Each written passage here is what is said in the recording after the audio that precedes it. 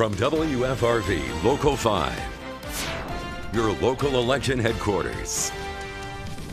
This is Newsmaker Sunday. Good morning and thank you for joining us for Newsmaker Sunday. I'm Tom Zalaski. Election season fast approaching, and here in Wisconsin we've had a lot of changes with the redistricting of voting maps, and that has led to some of our state politicians having to run in different districts. And that includes changes in District 2, which has been represented by Rob Cole since 1987. On the Republican side, State Senator Eric Wimberger is running for that office for the district seat as a Republican. On the Democratic side, former WFRV News Director Kelly Peterson is running in that race. And joining us this morning, one of those running in the new district, State Senator Eric Wimberger, who is now running for District 2. Good to have you back, Senator. Well, thanks for having me. It's Thank you nice so to see much. you again. You are one of those legislators who has to switch districts other than one that you have been serving. What has been the biggest challenge for you now in trying to run for a district that you haven't served? Well, I suppose half my district is still going to be in the new district. So Okay. there's that kind of dynamic going on. But what's going to be the old 30th Senate district is kind of chopped up in different parts into the 12th district, into the second, obviously, and then into the first, and then a new 30th, which is going to incorporate only a fraction of what I currently have. Right. Before we get into the nuts and bolts of the politics of the day, I want to get into some of your background. Born here and raised Northeast Wisconsin? Right, De Pere, actually. And you've got quite the varied resume here. I want to touch on each one of these interesting stuff in your background. Few of those jobs on your way up. Truck driver. What were you doing there? Well, sometimes you don't have your act together in between college and law school, I guess. So I was going to do something, Right. And when you're that age, you try to do something adventurous, I guess. And I'd never even stepped foot in a semi before, and I thought, Schneider National was offering free training if you drove with them for a year. So Really?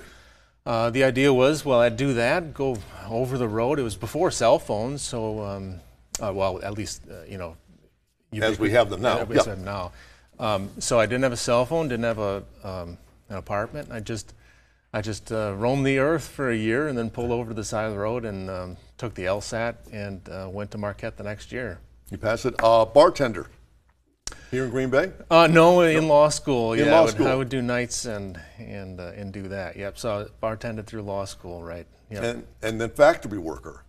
In high school, I did that. Yeah, at Green Bay Packaging actually for a while in the maintenance department. Okay. So now, how did we get from a truck driver, bartender, factory worker to Marquette Law School? That's a heck of a jump. I think I don't know where I got it in my head that I wanted to practice law. I didn't know any lawyers growing up, but I thought it would be a cool job. so I liked it. And after I graduated law school, I became a judge advocate in the Marine Corps and litigated across the earth, and that was a wild experience. A judge advocate in the Marine Corps, for those who are unaware. What's a judge advocate? What does one do? Well, that TV show JAG, or if you saw A Few Good Men, it was that. I was the only defense counsel on mainland Japan for the Marine Corps, so I took all sorts of cases, kind of sink or swim out there. I swam, did pretty well. In the military, you don't have a choice of what cases you take. No, would understand. the general orders you to do that. Yeah. When you were honorably discharged as a captain, you opened up a law practice in Green Bay. What kind of law did you practice? It was a general practice, I suppose. I mean, the kind of the background there is after I got out of the Marine Corps, I actually went to China and Tibet for a while and spent everything I had and came back home and decided that maybe I'll try to make it with just my mind. So I opened up my own law practice, and that's kind of how that happened. So you ran for state senate in 2020. You won the office. What was the trigger after that varied and storied career that you had before that? What was the trigger to make you want to get into government, into public service, state politics? Well, I think I've been interested in public service, obviously being in the Marine Corps. But I think the thing that triggered it was just the politics of the day. I had run for the 90th Assembly District, and I lost that seat, and, as a Republican, and it's not doesn't exactly lean Republican. But it was in 2016 that when Donald Trump ran that people were looking for somebody, because it was kind of a skittish atmosphere for who wanted to run for office. So people had approached me to run for that seat in 2016. Eric Wimberger is our guest this morning, and we have much more to come with him, so please stay right there.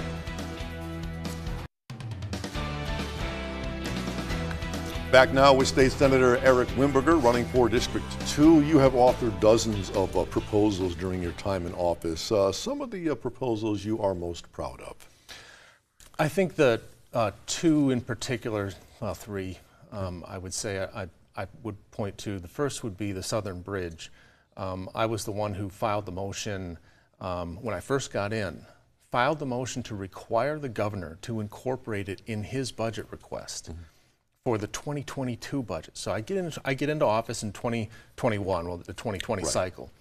And the first thing I do is file a budget motion to require the governor to put the Southern Bridge in his budget for 2022.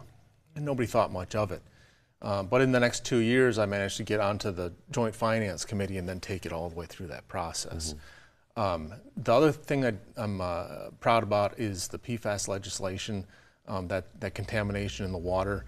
I was able to secure the money to help remediation. We're still working on the legislation, iron some stuff out with the governor. And then the third would be I'm the one that drafted the Zuckerbucks constitutional amendment that we passed this last April. And I'm sure there's a few other things. The Ray-Nitschke Bridge was one of my projects too, the fix on that. So I think I've been pretty active and impactful, I think, down there. When you make these proposals, where do you get the ideas from? Do you read them in the newspaper? Are they online? Do people talk to you about these things? I mean, how do you categorize the importance of what you propose on the floor? Some things you just kind of hear over the years. Okay. Everybody knows the Southern Bridge needs to happen, right? So that's easy. I suppose at this point in time, you say I sponsored dozens of bills. Yeah. I'm actually not a very prolific writer of legislators in comparison to others. So you kind of run out of ideas after a while. But then you talk to people, you get to meet people, and you find out what those important things, like for instance, PFAS, I probably hadn't even heard of that before getting elected. Well, maybe heard of it, but not thought it was as serious as it was. So to make that a priority of mine was just hearing and understanding the dynamic. And there are other things going on that probably need help. The Fox River needs some assistance, I suppose, with some dikes that they have. There's other projects that can go on. The coal piles we found out today are a problem yet, that they're having a problem with the port improvement. So there are things that happen, and you learn and you figure it out, and make some things priorities to get through the process. You mentioned PFAS earlier in the show. You said there's still some work to be done there. What are you hoping to have happen? What needs to happen? There has to be an innocent landowner protection. So the way that the law functions now, the spills law, Chapter 292, is that anyone who has a property from which a molecule migrates off, the DNR is going to consider an emitter of a hazardous substance. And it doesn't matter to the law right now how it got on there. You could have deliberately put it in there knowing that it was bad, or you could, like most people are going to find out, they happened to build a house on a place that used to be a farm that took biosolids from the municipal wastewater facility. Or they're a farmer that took those biosolids, or some other method, like in the town of Peshtigo, they just happened to be in the way of a pollution plume they had no cause of. But every single person along that path is going to be an emitter. And I just don't think it's right to have people on the hook as a responsible party. The reason that money itself will not solve PFAS is because once you apply for money, and we have the $125 million that I have set aside there, once you apply for money, you have to tell the DNR why you need that money, and effectively making an incriminating statement. So you will get the money to get a new well. You will also be declared an emitter, and subject to remediation orders. You're going to have to go tell your bank and any potential buyer that you now are declared an emitting property, and that's not going to be very good for your collateral and all that. So these things are important to do. I try to explain this to the governor, but I think we're caught in a bit of a, I don't know, demagogic circle right now on that side, in my opinion. I'm not stuck on any particular language on how you help innocent landowners. They just would not provide me with any language because they wanted to keep things the way they are, even though they agree with my assertions, believe it or not. So they want to keep things the way they are. I hope they change. I'm not stuck on any language. I'm open to any particular language. And what's in the bill right now is just what I had to come up with after a lot of hours of work with the Reference Bureau. You talked earlier about the Southern Bridge, Southern Brown County Bridge. It seems that we have been talking about this since I have been in this business. Where are we? Why don't we have it? Well, I just got the $50 million last budget cycle. Okay. So they have to do all the environmental studies and all that kind of stuff and the designs, and then the people in the area, or the politicians and local politicians in the area, have to fight over where the lampposts are going to go, and all those sorts of things, and what it's going to look like. But currently this year on the I-41 expansion, they're going to do the off-ramp to where it's going to go, and then by 2029 that bridge will be built. There's still some extra stuff that has to happen, and hopefully I'll be able to dial it in next session if I'm reelected here. And that is the whole project's going to be over $120 million. So we need a bridge over the railway that goes on the west side there, and then to straighten out. We have to also straighten out the road to Southern Bridge Road, and then on the east side we have to get it hooked up with Highway GV to kind of make a loop around. And it is going to be transformational to the area. And I hope, I can't get everything on the first try, but we got the money for the bridge already. It's not bonded, it's actually money in the bank. And that is going to keep the ball rolling to then, in these next subsequent sessions, keep going with that and get more allocations along the way. Sure. And it'll get done. State Senator Eric Wimberger is our guest this morning, and we have much more to come with him right after this, so stay right there.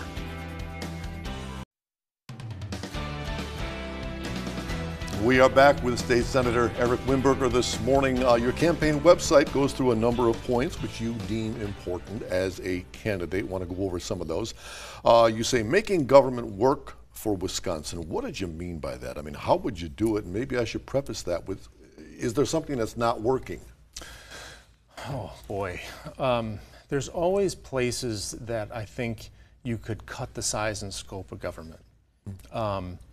And also just make it easier for people to live. So generally speaking, I'm talking about fewer regulations. Now you want to make people safe. You don't want to have a total caveat emptor kind of an attitude, because you don't want to be the one that everyone has a caveat about.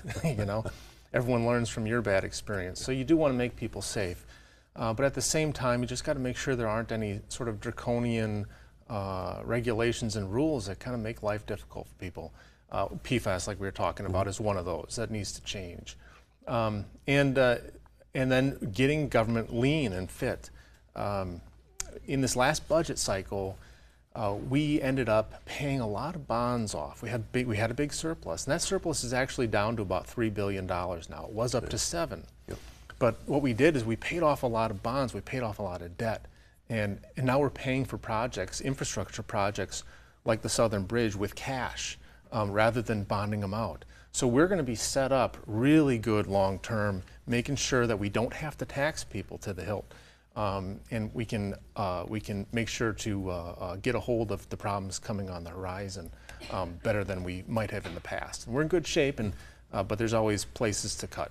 Also on the website, promoting business development and economic growth. What do we need to do there? We're never going to be on a total sales tax. It would be nice. We do want to keep income taxes low. We want to just have a good general business environment. Luckily, some of our neighbors are not doing that. Illinois and Minnesota have kind of taken a different turn, which has afforded us the opportunity, at least statewide, to attract businesses here. So we need to keep taxes low as much as possible, but then and constantly focus on infrastructure projects that are going to induce businesses to come, like the Southern Bridge Corridor is going to be a great place for businesses to have access to the freeway that they didn't before, that are going to expand, and there's going to be a lot of opportunity for people. And there are practical ways that don't have to be so political all the time that make a good quality of life here, that everyone can kind of wrap their head around. Maybe not the details all the time, but generally speaking, and keeping taxes low and also being able to pay for things, but not being draconian on the rules, and then having a good solid infrastructure. So when people want to plug and play something, whether it's a tech business that needs that sort of a connection, or the accessibility to freeways, those things are readily available for them to come and do their thing. Let me throw you a softball. Helping our farmers. What did you mean there? What do we have to do? Well, I'd say primarily right now that issue would be PFAS, but okay. The smaller farms also need help to maintain their operations. I think it's about time we help them out in one form or fashion, whether it's the tax code or otherwise, to get them high speed with technology in some way. You know, the giant mega farms, I suppose, cut down on costs, but it does cut out that sort of introduction of a small farm into it. So I think helping people with technology and then the PFAS issue, because on the horizon with that is if you took biosolids and it's in your water table, then every time that you take it out of your well and water your crops, you're discharging a hazardous substance, and it's going to knock everybody down. And if you feed your cattle that, I mean, these are major problems that we got to get our minds around and come to terms with. That sort of thing probably is going to cost more than $125 million that we have so far, but we really do have to dial that in. Where are you on immigration? The background to that question is our farmers in Wisconsin have to have immigrants to keep the operation running. Meanwhile, you have a presidential candidate who says he's got a deportation plan for immigrants, which doesn't leave our farmers in good shape. What's your answer to that? Oh, well, immigration is great. I think that's a bit of a mischaracterization. Okay. It's not the immigrant. An immigrant is someone who has gone through the process, or a green card holder is someone who's respected our nation. By all means, we got to get those people in here and help them out. It's when they've come here illegally that's the problem. And you know, we have to cut off that demand for labor by speeding up technological advances in those small farms that would utilize that labor. It's not right to everybody. You know, years ago, Democrat unions used to be the champions of this because it depresses the value of an hour's work. Because if you have a population that is being paid under the table essentially, or can't complain for bad conditions, then those bad conditions persist. Because if they complain, obviously they're going to get caught. Yep. So it leads to a lot of abuse on their side, and it leads to a depression of the wage market on citizens and legal immigrants. And that sort of organization needs to come back, and that structure needs to come back. We are back to wrap up with Eric Wimberger right after this.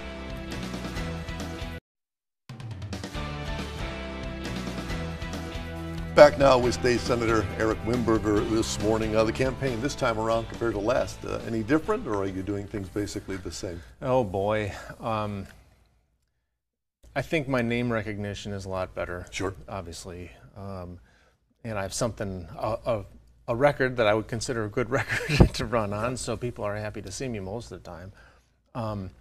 The 2020 campaign, man, both sides spent a combined total of $3.5 million on a state Senate race. Right. You know, that used to be way more than what we even spend on Congress around here. But the race is probably going to be less here. The new 30th district is probably going to be very expensive, and I mean we're talking a big deal, because the state legislature is primarily the organization that taxes you, makes laws that can put you in jail. You know, and these are big stakes, and it's a $100 billion budget. So people are just going to be going out really to try for it. And hopefully I can convince people that in those dynamics, when there's so much power at issue and so much money at issue, you want people in there who actually want to shrink the power and shrink the amount of money and control over you. And that's hopefully what I bring to the table. Got about a minute left for you to give the elevator pitch as to why Eric Wimberger should be returned to our state legislature. Oh boy. Well, in just 2 short years, I've been able to make it onto the Finance Committee. I co-chair the Audit Committee, so I do all the government oversight for the legislature. And there's just a lot of things that I think I can uncover and make happen for the area, like the Southern Bridge, finish off this PFAS stuff. The Zuckerbucks constitutional amendment is a good achievement. I am the only attorney on the Republican side in the legislature, and there's only a couple of us in there, actually, a couple lawyers. So I bring a different, I guess, experience level that other people aren't. And there's plenty of people with their own life experiences, but I fit a piece of the puzzle down there. I think that can be very effective for us up here. Eric Wimberger, good to have you here this morning. Thanks a lot. Thanks so much. And if you have a newsmaker in your town who you think we should have on this program, let us know about it. Send us an email to tips@wearegreenbay.com, or you can message us on Facebook. And be sure to join us once again Sunday morning at 7:30. Until then, have a great day.